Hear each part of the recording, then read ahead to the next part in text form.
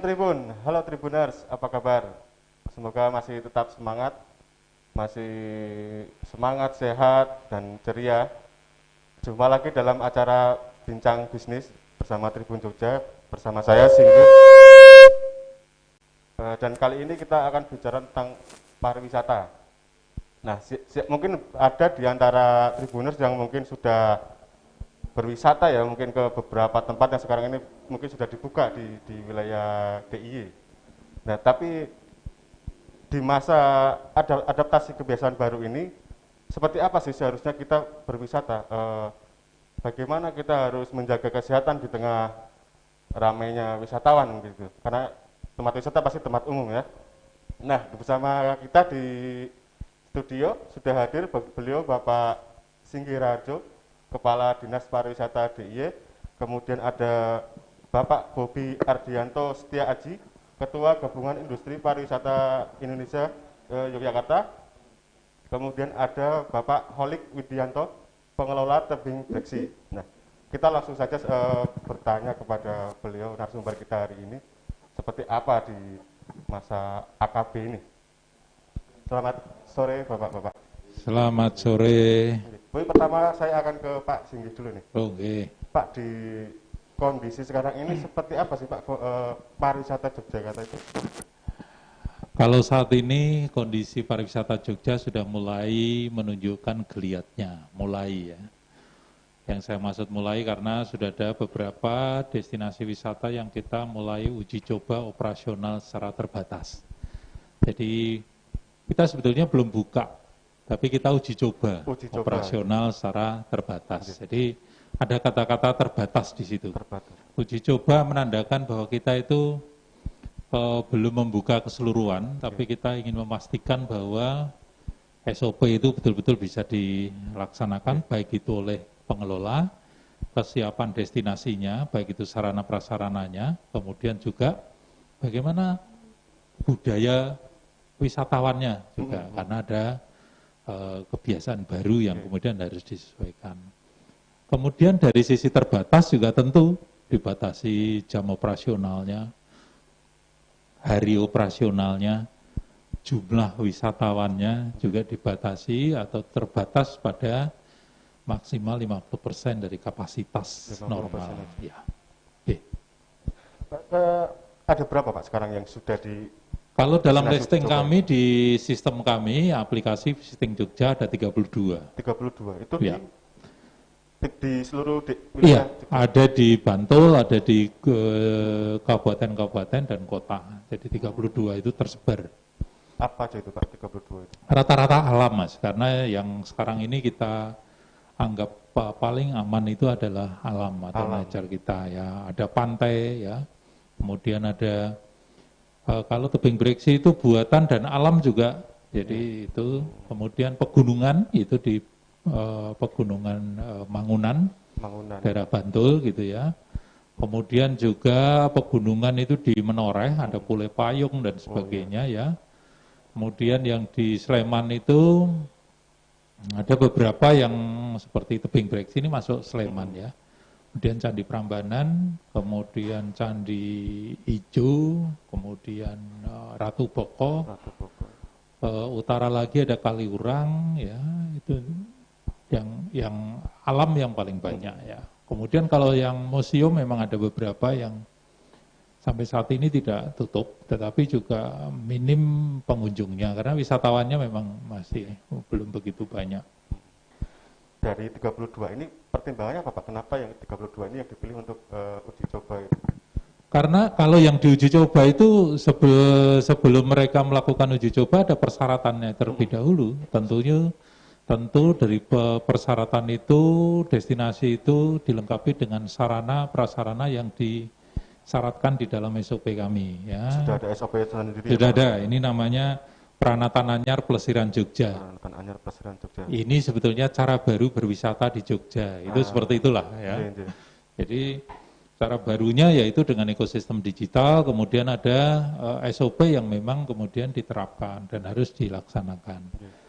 Jadi selain sarana prasarana, kemudian SDM juga harus siap.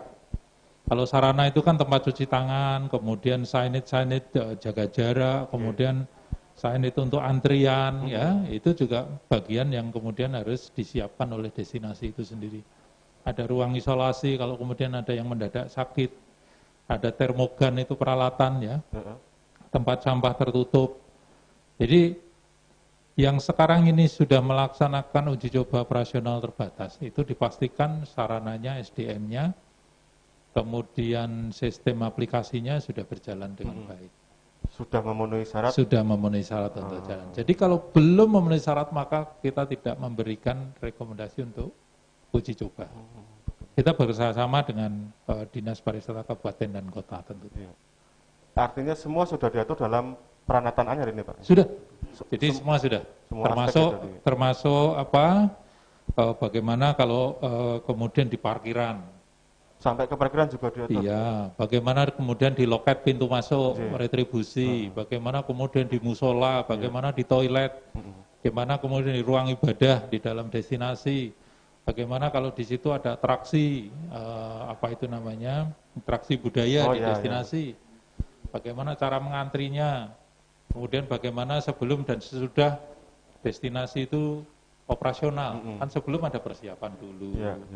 Jadi seperti itu, sangat rigid sekali dan ini sudah dipahami oleh teman-teman. Nanti bisa dicek ke Mas Khalid. Ya. Jadi semuanya harus dipastikan sudah ready. Baru kemudian ada surat pernyataan tentang uji coba itu sendiri.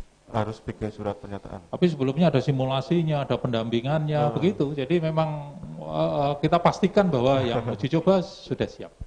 Artinya dari orang datang ke tempat itu sampai kemudian dia pulang, kemudian berwisata di situ, kemudian dia pulang, harus ada SOP-nya semua, Pak?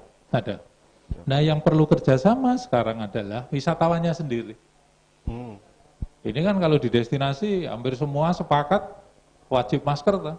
Begitu mau masuk destinasi nggak pakai masker, atau nggak mau pakai masker, ya nggak boleh masuk. Suruh pulang? Iya. Atau kalau nggak bawa masker, suruh beli. Di situ, ya.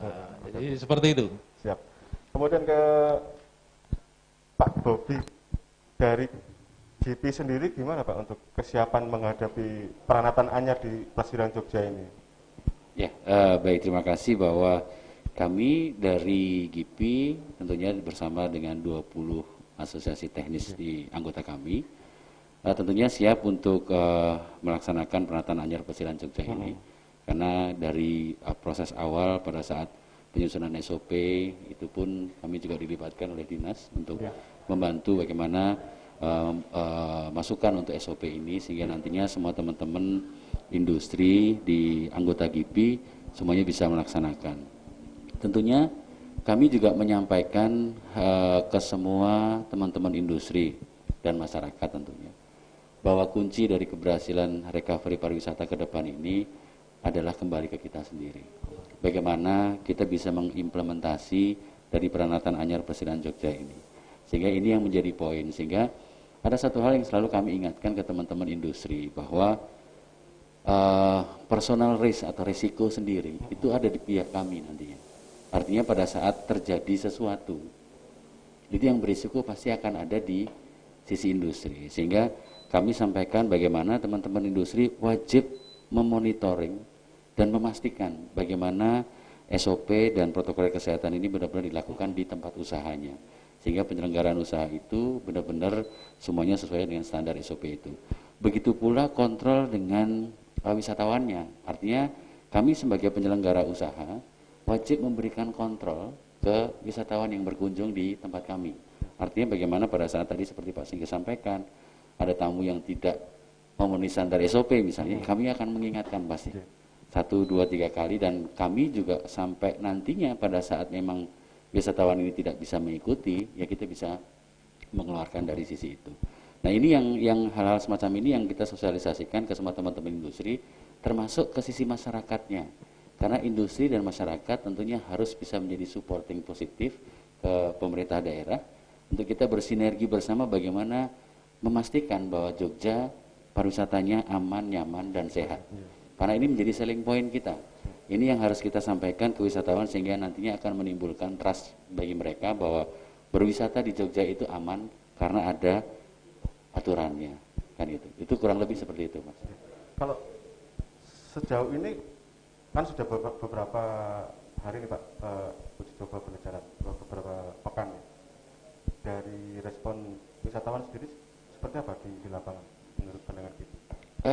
Cukup bagus progresnya dari waktu ke waktu dalam beberapa minggu terakhir ini, cukup bagus meskipun ada beberapa hal kemarin sempat pada saat karena semuanya kita kan kembali ke grafik COVID itu sendiri. Pada saat grafik kemarin sempat ada naik di beberapa saat yang lalu. Inilah yang selalu kita ingatkan dengan teman-teman industri, bagaimana antara kita coba memberikan akselerasi dan coba kita menahan. Gas rem itu tadi yang harus benar-benar kita kendalikan gitu ya. Pada saat memang grafiknya agak naik ya kita memang harus benar-benar berhati-hati di situ. Pada saat memang grafiknya sudah landai, sudah lumayan bagus, kita coba bisa sedikit maksimalkan. Dan manajemen inilah yang kita selalu ingatkan ke teman-teman sehingga jangan sampai karena sisi industri yang kita kejar, nanti sisi kesehatannya yang agak kewalahan di situ. Sehingga bagaimana antara kesehatan dengan ekonomi ini benar-benar bisa balance. Artinya tidak serta-merta harus mengejar ini Pak ya, revenue gitu misalkan. Ya pasti. Harus tetap memperhatikan kesehatan juga itu ya. pasti menjadi prioritas. Ya. Baik, kita beralih ke Pak Holik dari Tebing Breksi. Sudah berjalan berapa lama Pak ini uji coba operasional dari Tebing Breksi sekarang ini? Iya, selamat sore Mas. Kami udah uji coba mulai tanggal 14 Juli. 14 Juli. Jadi udah 14 Juli bulan lalu. Gitu. Iya. Sejauh ini bagaimana Pak tingkat traffic ke pengunjung di sana?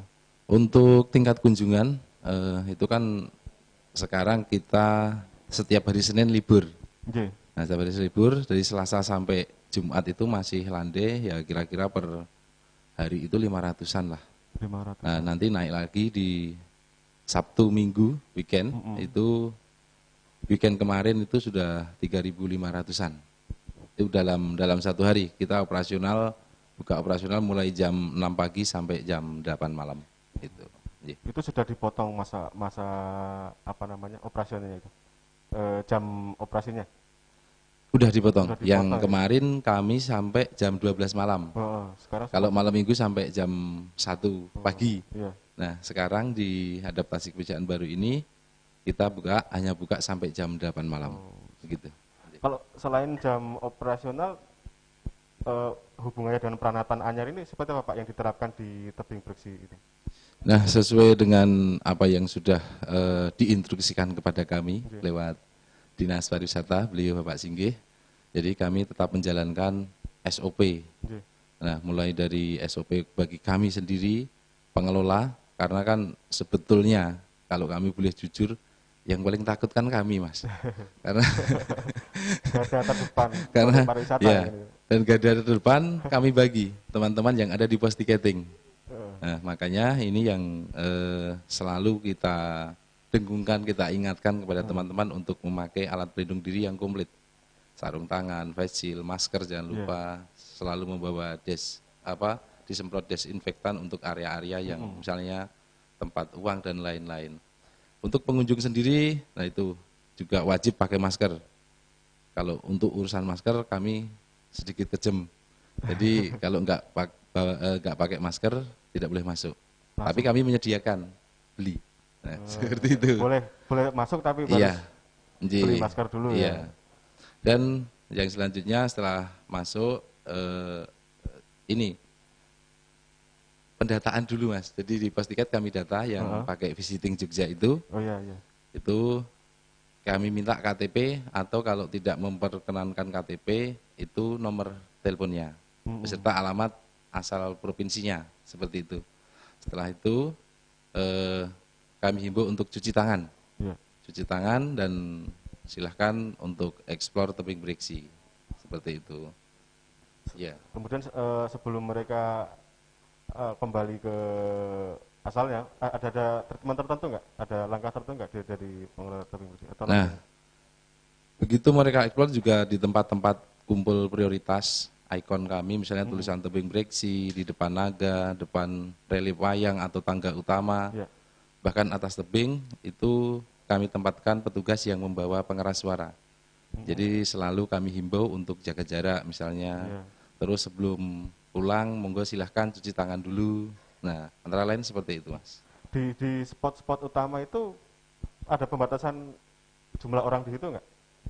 Kalau di spot utama kan kita juga ini melihat ini satu rombongan atau enggak. Jadi selalu kita kontrol. Kalau misalnya ini tadi beda rombongan yang pertama misalnya baru melakukan selfie foto-foto ria, nah kami tahan dulu. Setelah ini yang rombongan pertama tadi selesai, baru yang rombongan kedua ini silahkan, gitu Mas. Ya. Lebih ke rombongannya ya? Rombongan, iya. Pak Singgih, mungkin kalau bicara tadi soal aplikasi Visiting Jogja Pak ya, Ya. ini kan ekosistem termasuk dalam Ya. ekosistem digital Pak ya. Ya. Kira-kira hal apa yang ingin dicapai dari ekosistem digital ini di pariwisata? Jadi idenya kenapa kemudian kita membuat aplikasi Visiting Jogja sebetulnya untuk menjawab dari ini kebutuhan dari SOP peranatan anyar ini atau standar COVID ini sendiri karena meminimalisir kontak ya. Kemudian ada pembatasan pengunjung sehingga kita ingin memastikan bahwa wisatawan yang datang itu ada kepastian dia itu akan sampai di lokasi itu bisa masuk di situ. Makanya di dalam Visiting Jogja itu ada kuota apanya tebing breksi berapa masa ini? Berapa kuotanya? Batasannya 7.000 ya, oke banget Mas. Karena tempatnya luas, Pak. Iya. Jadi pokoknya 7.000 gitu ya. Kemudian di situ sudah ada kita dorong wisatawan itu untuk reservasi supaya memastikan itu tadi sampai lokasi bisa masuk dan itu akan mengurangi antrian kalau sudah ada reservasi karena tinggal menunjukkan QR code kemudian pengelola itu tidak perlu lagi melakukan pendataan tinggal di scan QR code-nya langsung datanya sudah tertransfer ke sistem. Jadi seperti itu, mengurangi antrian, ada kepastian untuk bisa masuk ke destinasi. Pembayarannya pun bisa cashless dari aplikasi itu, sehingga ini juga mengurangi kontak. Kalau tadi harus uang tunai, nanti duitnya higienis atau tidak, kan gitu. Mendadak dicuci barang itu kan nggak mungkin gitu ya. Jadi ini yang kemudian kita pastikan di situ. Juga karena ini kita peduli akan pemutusan penyebaran COVID, maka kalau terjadi sesuatu, tadi yang menyampaikan pendataan itu adalah bisa dilakukan penelusuran atau tracing. Mempermudah penelusuran. Pada jam itu, hari itu, siapa saja yang di tebing breksi itu bisa dilakukan penelusuran. Dan itu sangat mudah sekali karena database-nya kita sudah ada. Kemudian di samping itu, ini kan di awal kemarin idenya seperti itu. Nah ini nanti sangat luas, karena apa? Wisatawan akan mendapatkan informasi hal ihwal tentang wisata Jogja. Jadi aplikasi Visiting Jogja ini, semua informasi wisata dalam satu genggaman tangan sebetulnya. Karena ada kulinernya, ada destinasinya, ada hotelnya, ada oleh-olehnya, bahkan sampai ramalan cuaca pun kita masukkan di situ karena penting ya. Karena penting selain untuk reservasi itu tadi. Artinya semua direktori destinasi wisata di Jogja ada di situ. Bisa akses di situ juga ya? Iya, bisa. Informasinya bisa. Nah, khusus yang sudah mulai operasional uji coba operasional itu listingnya ada sendiri, ada 32 destinasi wisata. Itu tinggal nanti kalau mau reservasi tinggal diklik nanti terus diisi jati dirinya, kemudian nanti bisa mendapatkan kode reservasi itu sendiri. Jadi download di Play Store ya untuk aplikasi Visiting Jogja. Kita beralih ke pertanyaan dari netizen dulu. Ada dari Gilang Dirga. Apakah di semua tempat wisata yang buka terdapat scan barcode seperti di Malioboro?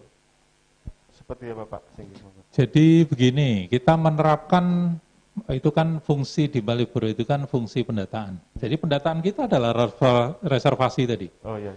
Jadi kalau sudah reservasi, kita nggak perlu scan barcode, tapi kita menunjukkan barcode hasil reservasi itu sendiri.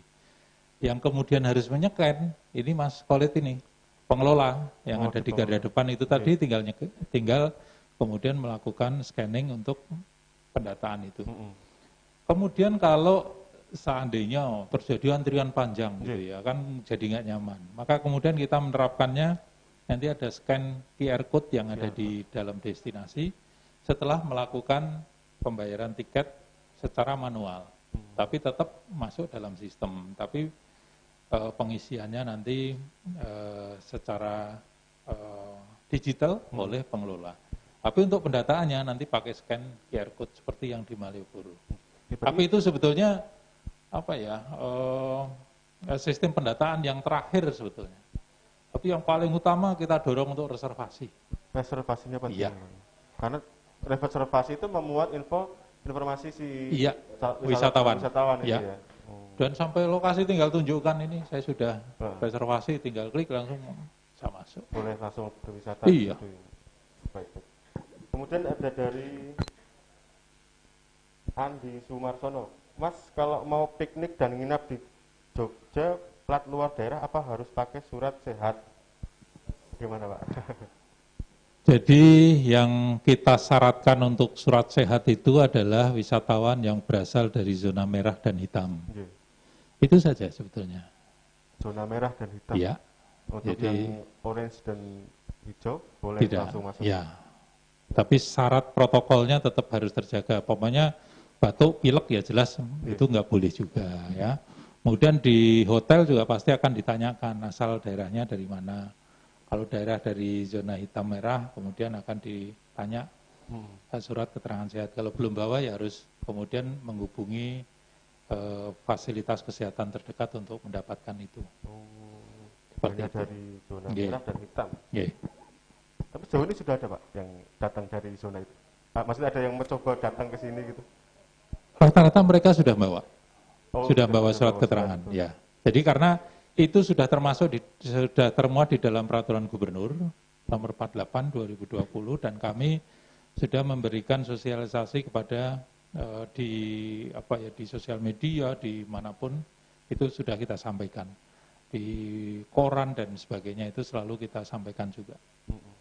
Saya dengar kemarin dari wilayah Gunung Kidul kalau tidak salah, Pak, itu mereka khusus untuk yang wisatawan dari zona hitam dan merah itu dibatasi, mungkin kalau misalnya mereka rombongan hanya boleh 1 bis gitu, Pak. Tidak boleh lebih dari itu. Betul, Pak? Kalau sekarang ini malah justru kita belum menerima wisatawan dalam rombongan besar. Ya, jadi sekarang ini kita kebijakannya seperti itu. Jadi yang bisa masuk ke Jogja untuk berwisata itu rombongan kecil atau family ya. Family. Kendaraan pribadi itu bisa masuk ke sini. Masih boleh. Ya, masih boleh. Kemudian ada dari Ahmad Kamal. Pak, minta tolong dibantu untuk para pelaku wisata di sekitar lokasi wisata yang menggantung hidup dan dari sektor pariwisata. Kami kehilangan pemasukan. Wah, ini ada curhat nih, Pak, dari pelaku wisata nih. Kalau sekarang ini kan sudah mulai ya, sudah mulai. Kalau saya melihat dari sistem aplikasi Visiting Jogja itu, hari Minggu kemarin itu 27.000 wisatawan yang datang, yang mengunjungi destinasi wisata. Itu yang tercover di sistem kami ya, 32 destinasi. Saya yakin masih banyak lagi yang kemudian belum masuk dalam sistem Visiting Jogja itu. Jadi lebih dari itu saya kira. Jadi ini yang sebetulnya kalau wisata Jogja sudah mulai menggeliat ya, mulai dari sisi destinasinya, kemudian toko oleh-olehnya, kulinernya, hotelnya pun nanti Mas Bobi mungkin bisa menyampaikan berapa sekarang okupansi hotel itu sudah bisa sampai 40-50% gitu. Jadi sudah mulai gerakan itu. Mas, saya punya pertanyaan nih, Pak. Ini beberapa kali saya tanyakan ke ada pelaku usaha hotel dan mall juga. Target terdekat bisa mendapat omset lagi yang cukup baik itu kapan, Pak, kira-kira di Jogja itu? Saya kira kok nggak ada yang tahu ya kapan. Jawabannya itu gampang sebetulnya. Kalau COVID-nya selesai, kita itu normal gitu. Kira-kira semester Kuncinya itu sebetulnya. bulan terakhir nanti kira-kira bisa nggak? Itu tergantung kita sendiri sebetulnya. Bagaimana kita menjaga diri kita, karena dengan menjaga diri kita, otomatis menjaga orang lain. Dan kalau kemudian COVID ini bisa kemudian akan turun, melandai, dan mungkin bahkan menghilang, saya kira ini pariwisata Jogja akan rebound kembali. Justru malah kemudian kayak boom kembali gitu ya. Karena selama ini Mas Khalid ini juga, selama pandemi teman-teman nggak berhenti. Bukan berarti kemudian nggak ada tamu terus diem, tidak. Ini melakukan banyak hal yang di destinasinya, ada pembersihan, ada kemudian perbaikan, bahkan ada penambahan fasilitas baru. Ada yang membuka destinasi baru. Jadi sebetulnya sekarang ini fresh sekali. Bukan berarti 4 bulan rano tamu terus kemudian jadi nyekukru, jadi reget gitu enggak. Gitu ya. Ini bagus sekali ini. Bagian juga ada tambahan fasilitas yang jelas semakin bersih, semakin higienis, cuci tangan di mana-mana, wastafel ya. Yang di Mas Kol ini ada berapa? 60 kok, 60. Padahal dulunya juga enggak ada itu. Tapi karena protokol ya jadi hikmah kan. Hikmah juga, kemudian ada jalur masuk, jalur keluar dibedakan. Nah, itu bagian dari bagaimana kemudian ini manajemen destinasi itu betul-betul kemudian dilakukan dengan baik. Ada pertanyaan lanjutan dari Pak Sukoco. Bagaimana tebing Breksi menyambut tahun baru nanti? Pasti bakal banyak orang. Nah, ini masih nyambung dengan pertanyaan tadi saya, Pak. Seperti apa nanti kira-kira akhir tahun? Ya, sebelum pandemi ini pun tiap tahun baru itu kita sudah merekayasa supaya pengunjung tidak terlalu membludak. Antara lain dengan kalaupun kita ada pentas di malam tahun baru itu kita pecah. Ambil contoh di tahun baru yang 2019 kemarin itu kita membuat 4 panggung, Mas. 4 panggung. 4 panggung untuk pentas malam tahun barunan itu. Nah untuk besok itu kita juga menunggu peraturan dari pemerintah juga boleh merayakan di destinasi atau enggak. Yang jelas, misal pun boleh, itu kan kita juga sudah ada untuk mengatasi pengunjung yang bludak misalnya. Seperti hari-hari ini pun kita menyediakan untuk tempat untuk transit. Jadi bukan kalau semua sudah penuh dalam hal ini adalah 50% itu kan sekarang sudah ada enggak penuh. Nah, kita baru, Pak, ya? Iya, kita menyediakan tempat transit yang ada di bawah di Jalan Prambanan Piyungan dengan lahan seluas kurang lebih 1,5 hektar. Jadi kalau misalnya betul-betul sudah penuh, monggo silahkan jenengan transit dulu di lahan yang kami sediakan. Kalau mau menunggu pengunjung yang turun, nanti kalau sudah turun, kalau mau naik silahkan. Begitu, Mas. Artinya nanti tetap tunggu wait and see dulu ya, Pak, ya, untuk ini ya. Semuanya wait and see. Iya, seperti itu. Tapi tetap berharap akhir tahun panen. Ya, itu tadi, Mas. Kita itu juga berharap pengunjung itu banyak. Tetapi ya, Mbok, jangan banyak-banyak dulu gitu. Sulit deh. Oke, ini terus deg-degan. Mungkin sedikit saya menambahkan apa yang disampaikan Mas. Saya pikir teman-teman destinasi di Jogja dan semua penggiat pariwisata di Jogja saya pikir sepakat untuk bagaimana Jogja membangun sebuah quality tourism. Artinya bagaimana baik itu sisi destinasi, pelayanan atau apapun, kenyamanan itu akan menjadi nomor satu pasti. Karena seperti halnya di Peralatan Anyar ini pun juga ada beberapa yang menjadi satu hal yang basic yang harus dilakukan seperti cleanliness, hygiene, safety, dan environment itu menjadi satu hal yang pokok. Sehingga kalau tadi mungkin sebelum dulu malam tahun baru begitu meludaknya seperti itu, kalau sekarang pasti teman-teman di Breksi juga akan menata itu. Manajemen visitor itu teman-teman Breksi sekarang sudah mulai benar-benar menyesuaikan dengan apa yang kondisi sekarang gitu. Saya yakin dan di semua destinasi juga akan melakukan yang sama. Itu tadi. Dan menyambung dari tadi apa yang disampaikan tadi, ada salah satu pertanyaan yang curhat tadi, gitu ya. Saya pikir ini kuncinya ada di kita sendiri seperti yang Pak Sigit tadi sampaikan. Betapa luasnya jaringan dari pariwisata, multiplier efeknya dari pariwisata itu luas sekali, termasuk sisi UMKM tadi. Sehingga mereka merasakan bagaimana kondisi sekarang seperti apa. Nah kuncinya ke kita lagi, bagaimana kita menjadi supporting pemerintah daerah untuk bisa melaksanakan ini semua, sehingga bagaimana membantu sehingga pandemi ini bisa segera berakhir. Karena kuncinya ada di masyarakat dan pelaku usahanya ataupun industri. Kalau mereka tertib, kita support pemerintah tertib semuanya, ya mudah-mudahan semuanya akan lancar dan segera berakhir pandemi ini. Dan apa yang dikhawatirkan dari salah satu tadi pertanyaannya, itu akan segera terjawab untuk di sana.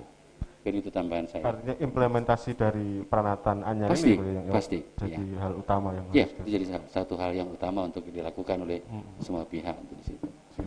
Kalau dari GIPI sendiri Pak, untuk akhir tahun ini sudah ada orderan yang untuk akhir tahun ya? Ya, kalau kami lihat dari 20 anggota kami, terutama dari sisi akomodasi dan restoran yang sekarang sudah mulai memang berkembang positif gitu ya. Dan teman-teman di sisi perhotelan dan restoran itu sudah juga memberikan satu progres gitu ya, bahwa SOP sebagian besar sudah melakukan untuk itu. Dan saya yakin karena kembali tadi, kalau sisi industri ini menjelaskannya akan lebih mudah karena risiko sendirinya ada di mereka. Mereka juga tidak mau risiko itu akan menjadi beban di mereka, sehingga mereka pasti akan melaksanakan ini. Tinggal bagaimana kami akan selalu memberikan satu monitoring dan evaluasi ke anggota kami untuk tetap konsisten melakukan hal itu. Pak, saya ke Pak Singgi lagi. Untuk menanamkan implementasi tadi Pak, peranatan anyar ini, khususnya untuk menanamkan kesadaran di antara wisatawan itu, ke depan akan seperti apa dan itu apakah sulit enggak Pak sih itu? Saya kira ini yang tadi saya sampaikan harus ada kerjasama, ya kerjasama antara pengelola, baik itu di industri maupun di destinasi. Saya kira ini kerjasama. Kalau kemudian ada wisatawan yang kemudian tidak patuh terhadap protokol, tapi kemudian dibiarkan oleh pengelola atau oleh manajemen, ya sama aja. Sebagus apapun peranatan anyar atau SOP ini juga cuma di atas kertas saja. Tapi kemudian bagaimana peranatan anyar ini kan atau SOP ini kan dibuat untuk kemudian mengurangi persebaran COVID itu sendiri. Kalau kemudian dilanggar ya berarti ya kita akan tahu akibatnya. Jadi memang kemudian kerjasama antara pengelola, manajemen, kemudian wisatawan itu harus betul-betul bisa dilakukan. Kemarin saya dapat laporan dari PHRI yang menyampaikan kita sudah mengusir tamu Pak. Loh kenapa? Tamu kok diusir saya gitu. Ternyata karena memang tamu itu tidak mau menerapkan protokol. Ini loh masalah masker. Ditegur baik-baik malah marah-marah. Ya toh? Suruh pakai masker nggak mau, akhirnya disuruh pindah keluar dari hotel itu. Saya bilang jempol. Kenapa? Ya dengan seperti itu kita bisa menjaga pariwisata Jogja. Kalau kemudian itu dibiarkan, berapa orang yang akan kemudian, bahkan mungkin hotel itu akan ditutup kalau terjadi sesuatu di hotel itu. Tidak hanya satu hotel, jadi sudah ada beberapa hotel yang melakukan itu. Di destinasi pun kemarin saya dapat laporan dari Gembira Loka juga seperti itu. Ada ratusan wisatawan yang ingin berkunjung ke Gembira Loka karena tidak mematuhi protokol maka tidak bisa masuk. Padahal mereka punya uang. Saya yakin untuk membeli tiket bahkan 2 kali lipat harganya pun bisa, tetapi pengelola tidak mau menerima itu. Karena apa? Mereka menolak untuk patuh terhadap protokol. Sehingga saya kira kok beberapa yang saya ceritakan tadi menjadi confident kita gitu ya di government bahwa apa yang kemudian ditulis di SOP ini atau peranatan anyar ini adalah sudah dilakukan secara baik. Kalaupun ada 1-2 yang ringan, saya kira ini bagian dari edukasi, bagian menuju ke sebuah adaptasi kebiasaan baru, namanya adaptasi ya, penyesuaian. Kalau dulu kan kita nggak mungkin loh pakai masker ngobrol kayak gini ya. Tapi sekarang dipaksa gitu ya. Jadi ya ini kebiasaan kita yang baru sehingga ini harus dilakukan secara baik. Mau tidak mau harus dilakukan ya. Iya. Dan edukasi kepada wisatawan juga harus berjalan ya. Iya. Pak, kemudian kalau bicara soal uji coba nih Pak, kan sekarang ini masih terutama masuk mayoritas wisata alam Bapak yang dilakukan uji coba. Ke depan apakah akan bertambah lagi atau bagaimana, Pak? Proses ini akan secara alami pada saat kemudian grafik COVID juga menurun, kemudian kesiapan dari baik itu destinasi wisata maupun usaha jasa pariwisata ini juga siap, maka kemudian secara bertahap akan kita lakukan penambahan-penambahan itu. Tergantung dari sebetulnya destinasi atau usaha jasa itu sendiri siap atau belum. Tapi memang ada beberapa yang kita masih tahan terlebih dahulu karena itu masuk kategori yang high risk Seperti atau risiko tinggi. Umpamanya bioskop. Bioskop itu berada di ruang tertutup, banyak orang, kemungkinan untuk jaga jarak ya lucu ya. Ya. Itu juga belum kita, baik itu pemerintah pusat maupun di daerah juga belum. Kemudian mungkin rumah musik, ya. Rumah musik ini termasuk kategori high risk. Karaoke itu juga termasuk yang high risk. Spa itu juga termasuk yang high risk. Kita nggak bisa bayangin kalau spa suruh physical distancing gitu ya. Terus piye gitu ya. Gimana pijit tadi? Gimana pijit itu? Iya, pakai remote gitu ya. Nah, tapi ini yang kemudian masuk di kategori high risk ya. Kemudian ini belum kita belum kita rekomendasi untuk melakukan uji coba. Walaupun di dalam ini buku ini Pranatana Anyar ini sudah ada SOP-nya, tetapi melihat situasi yang sekarang ini kok namanya masih ngeri-ngeri sedap gitu. Banyak ngerinya gitu. Iya, iya. Artinya nanti mungkin perlu SOP khusus nggak Pak itu yang high risk itu? Saya kira kita menunggu perkembangan COVID itu sendiri. Kalau SOP-nya sudah jelas. Sudah jelas. Tinggal situ, Pak, ya? Perkembangan sekarang kan kayak positive rate-nya seperti apa, kemudian transmission rate-nya itu juga nanti bagian yang harus kita lakukan pertimbangan secara cermat. Jadi itu yang kemudian kita lakukan. Kalau kemudian, nah ini kan sudah ada di SOP, boleh dong sekarang kita buka atau melakukan uji coba. Tapi kalau kondisi yang seperti ini, persebaran atau penularannya masih, transmisi lokalnya masih masif seperti ini, saya kira kok belum dulu ya. Jadi kita masih tahan dulu, tunggu ya, sabar dulu gitu ya. Mungkin seperti itu. Jadi nanti anggota GP juga harus lebih bersabar ya Pak ya? Iya, sekarang pun sudah ada mulai dari shifting ya. Mungkin dulunya jualan apa, bergerak di bidang apa, sekarang sudah berganti. Karena memang kemudian ya harus seperti itu, kayak yang industri kreatif kita atau ekonomi kreatif kita. Dulu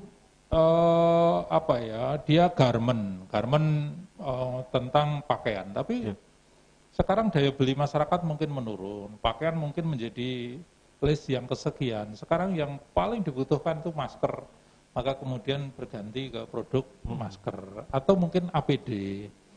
Jadi ada shifting yang kemudian melihat kebutuhan sekarang apa, maka kemudian itu. Ada yang kemudian jualan online. Tadinya itu nggak pernah masak roti, nggak pernah masak apa, tapi begitu ini di rumah terus ngapain, akhirnya coba-coba bikin itu, tawarkan di grup, ternyata laku juga. Nah itu juga bagian bagaimana kita mensikapi ini untuk kemudian tetap produktif tapi aman itu tadi.